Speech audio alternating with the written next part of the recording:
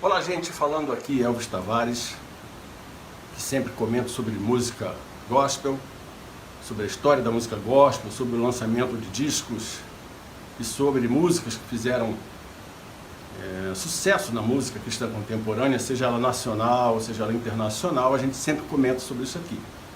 E o que eu vim falar hoje aqui para vocês tem a ver com o Dia da Música Gospel, que foi recentemente sancionado pelo governo federal. Eu quero expressar a minha opinião sobre isso, porque eu entendo, pelos 40 e poucos anos que eu tenho de militância, para usar esse termo tão usado atualmente, na música cristã contemporânea ou na música gospel, e eu já vi vários municípios do Brasil, vários prefeitos sancionarem dia do compositor evangélico, dia do músico evangélico. Imagina quantos municípios tem no Brasil, né? E que fazem essa referência, né, à música evangélica, criando esses dias comemorativos que na realidade eles depois passam despercebidos, porque quase ninguém lembra disso. E o dia da música evangélica, digo, dia da música gospel, que agora a nomenclatura é gospel. Na verdade, a nomenclatura sempre foi gospel. No Brasil, que houve um pouquinho essa mudança para a música lá no início, nos primórdios, de chamar-se música sacra, depois música evangélica. Aí depois, nos anos 90, veio essa denominação gospel, que não é uma denominação nova, já vem desde lá de trás, desde que os negros americanos, ou seja, negros nascidos nos Estados Unidos, na minha concepção, não se tratam de afrodescendentes, são negros nascidos nos Estados Unidos. Até porque se você for chamar o negro dos Estados Unidos de afrodescendente, você vai ter que chamar vários caucasianos, se não todos, e colocando o país de origem de seus pais, que pode ter sido a Irlanda, pode ser da Inglaterra, a Escócia e outros países da Europa. Vai ter que colocar o gentílico, o pronome gentílico, em alusão aos países de origem de seus pais, para chamarem o franco-americano, germano-americano, e, né, se for chamar de afrodescendentes, vai ter que chamar de euro-americano, já que afro remete à África, que é um continente. Então, no caso deles, desses que foram para os Estados Unidos e os seus filhos nasceram nos Estados Unidos, teriam que ser chamados de euro-americanos, porque todos vieram de algum país da Europa. Por isso que afrodescendente pode chamar e não pode chamar de euro-americano. Essa nomenclatura para mim aí não faz efeito. Mas o surgimento da música gospel, que é uma palavra inglesa, que existe no dicionário inglês desde que o idioma inglês existe, significa evangelho, falar de Deus, palavra de Deus. Então a música gospel, ela vem no solo americano, no tempo das lavouras de algodão, que os escravos trabalhavam ali, forçosamente, né? Lógico, eram escravos, né? E eles entoavam cânticos a Deus, e esses cânticos, eles vinham recheados do sofrimento pelos quais eles passavam. E eram músicas, como eu já disse em algumas lives e alguns vídeos, eram músicas que exprimiam assim o gemido, né, do sofrimento deles, mas eles clamavam a Deus, e daí que a gente vê muito melisma. E são aqueles desenhos, né, que eles faziam na música, e muitos cantores fazem hoje, no próprio Estados Unidos, como no Brasil, né? Teve até aquele pastor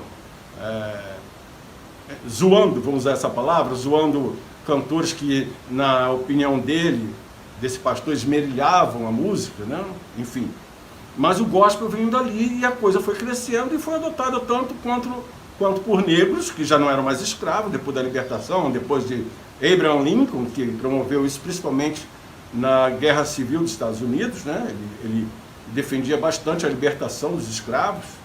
Então esse estilo de cantar, ele se sedimentou no povo americano, e tanto negros quanto caucasianos cantam fazendo esses melismas. Ou seja, a música negra, a música gospel, vem daí, e alguns outros países adotaram essa música até pela chegada de missionários americanos, que chegaram, por exemplo, no Brasil, né? Assim como chegaram os europeus, os suecos, chegaram no Brasil e trouxeram também essa bagagem. Isso foi incorporado no dia a dia do evangélico brasileiro.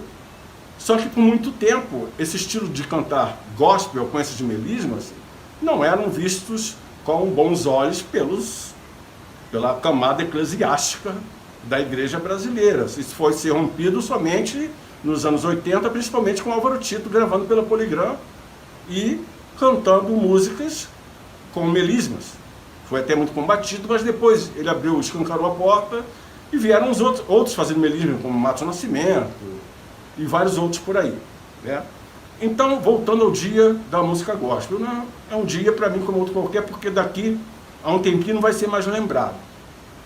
A intenção por trás disso é um agrado, né, à camada evangélica, tenho certeza disso. E o dia escolhido foi para essa data de dia da música gospel, foi dia 6 de junho. Você sabe por quê? Porque 6 de junho é uma data que remete à missionária Frida Wingren. A missionária Frida Wingren, que era a esposa do Gunnar Wingren, um dos fundadores da Assembleia de Deus no Brasil, lá no começo dos anos 1900, que era uma outra nomenclatura, depois virou Assembleia de Deus, assim bem semelhante com o pastor Seymour, lá na Rua Azusa, que era Missão Apostólica, algo assim, depois se tornou Assembleia de Deus, e aqui no Brasil os missionários fizeram a mesma coisa com os mesmos nomes, tá? Esse é um detalhe. A igreja lá da Azusa era a igreja de negros, e a igreja no Brasil, os missionários eram suecos, portanto caucasianos. Esse também é outro detalhe. Então o dia 6 de junho vai ficar sendo o dia da música gospel. Aí eu pergunto a você, se você olhar na imagem, nas imagens do sancionamento do presidente do dia da música gospel, não tem um cantor conhecido ali. Não foi convidado um Osés de Paula, não foi convidado uma Shirley Carvalhais, um Álvaro Tito, um João Alexandre, um Grupo Logos, o Paulo César do Logos, né? Esse pessoal não estava lá. Então, se é dia da música gospel, nada mais lógico que convidar esse pessoal que representa fortemente a música gospel no Brasil. Ainda falando no termo gospel, tem uma discussãozinha aí de quem é que trouxe esse termo para o Brasil, que eu discordo frontalmente, né? Frontalmente, porque, como eu disse, gospel já está no dicionário inglês, desde que a língua inglesa existe. Só que nos anos 90 teve a questão da gravadora Gospel Records, lá do Steve Hernandes, e teve também o cantor Martim Lutero, que gravou um disco com o título englobando a palavra gospel. Então o Martim Lutero fala que ele trouxe esse título, a palavra gospel, para o Brasil, ele que mora nos Estados Unidos há muitos anos, está lá há muito tempo, e na verdade, se fosse o caso, teria mais propriedade realmente para ter trazido, se fosse o caso, né, esse título, esse termo para o Brasil, gospel. E o Esteve Hernandes também, por sua vez, dizem por lá que ele que introduziu esse termo na música gospel brasileira, que alguns ficaram achando que o termo gospel remetia muito ao comércio, que a música era mais para se ganhar dinheiro. Enfim, essas são discussões que ficaram aí para trás. Mas lembrando que antes do dia da música gospel, agora sancionada pelo governo federal, lá na frente, a ex-presidente Dilma também sancionou a música gospel como manifestação cultural. Será que alguém lembrava disso aí hoje, em 2024? Então, isso foi lá em 2012, 2013, que foi sancionada o reconhecimento da música gospel como manifestação cultural. Por que disso? É porque só assim o músico evangélico, o produtor, a gravadora, poderia auferir benefícios da Lei Rouanet. Nada mais do que isso. Porque antes, pelo que se via, ou quando um músico evangélico, né, cantor gospel, ou produtor gospel, gravadora gospel, tentava conseguir recursos da Lei Rouanet, ele não, geralmente levava um deferimento pela frente. Mas com o reconhecimento da música gospel como manifestação cultural, a porta se abriu e o músico gospel passou a ter direito também a requerer os benefícios da Lei Rouanet. Mas, de cantor conhecido, que eu me lembro aqui, de grupo conhecido, eu só lembro do grupo Prisma, lá no começo, ter conseguido recurso para gravar um DVD, né? Conseguiu recurso da Lei Rouanet para gravar um DVD festivo do grupo Prisma. Depois disso, os cantores que eu vi são cantores desconhecidos. Pelo menos que eu tenha conhecimento, eu não vi um cantor de nome brasileiro conseguindo os auspícios da Lei Rouanet. Mas está aberto aí, até uma dica para quem quiser, embora o CD tenha acabado, o DVD já não existe, nós só temos os singles nas plataformas digitais. A gente não tem o suporte físico, tangível. Nós só temos agora a música totalmente intangível, ou seja, no YouTube, nas plataformas digitais. Logicamente que a gente continua tendo as programações, né, que você pode fazer aí por aí, em eventos, em casas de show, em praças públicas, em ginásio. Todos esses lugares são reconhecidos como de frequência coletiva pelo ECAD, então você pode ali fazer a sua apresentação e de repente ter os auspícios da Lei Rouanet. Tem que pesquisar lá para ver como é que é. Tá? Lembrando que na igreja evangélica a lei de direito autoral não cobra direito autoral lá, porque a igreja é uma exceção a essa cobrança. Então o que eu queria falar hoje aqui para vocês, lembrando que a Frida Wingren, que tem a data de 6 de junho, em homenagem a ela, tida como o dia da música gospel, porque ela era compositora também, e pregadora do evangelho, e professora, ela tem uma história bastante combatida, em termos com referência aos missionários suecos, e com referência também a pastores brasileiros lá no começo daqueles anos de fundação da igreja no Brasil, trazido pelos missionários europeus, principalmente suecos. Então ela começou ali, depois viram que ela queria pregar, e isso não era muito admitido ali, de repente eles seguiam muito a ferro e fogo algumas palavras que o apóstolo Paulo fala que a mulher tem que ficar calada na igreja, né? Claro que o Paulo estava falando ali para uma cultura do tempo dele. Não vejo nada contra a mulher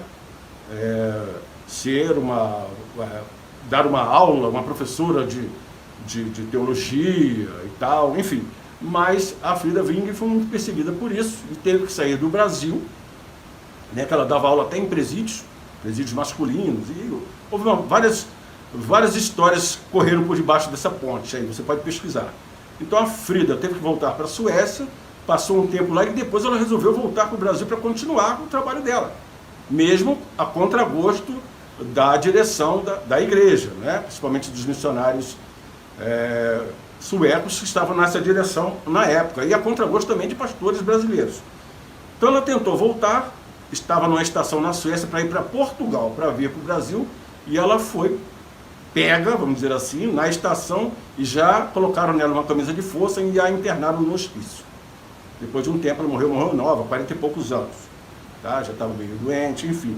Então o dia da música gospel no Brasil foi sancionado com essa data de 6 de junho, numa referência à compositora Frida Wingren.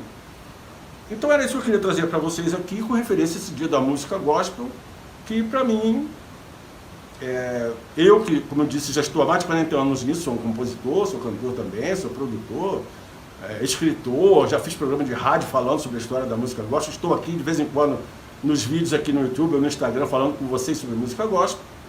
Então eu não vejo aí, para mim particularmente, pode ser que você veja de outra forma, não vejo nada de muita expectativa nesse sancionamento do dia da música gospel. Essa só é a minha opinião. Lembrando que a música gospel do Brasil já passou por diversas fases, teve uma fase nos anos 70 que não se reconhecia o direito autoral, embora a primeira lei forte tenha vindo em 1973, mas vários discos fizeram muito sucesso, venderam muito e não reconheciam, não tocaram, para falar um termo da música, não tocaram sequer no termo lei autoral, né? Temos discos aí, Sem Ovelhas, por exemplo, é um disco de 1973, mesmo ano da lei autoral. E você vai ver que não teve acompanhamento nenhum do que a lei autoral preconizava. E assim diante, 73, 74, 1979, 80. E 80 foi outra fase da música evangélica, ou música gospel, nós chamava de evangélica, gospel nos anos 90. E de igual forma, era muito difícil a questão do direito autoral. Somente, em 1983, houve uma mudançazinha porque a multinacional holandesa Polygram entrou no mercado cristão evangélico de música e ela tinha todo o padrão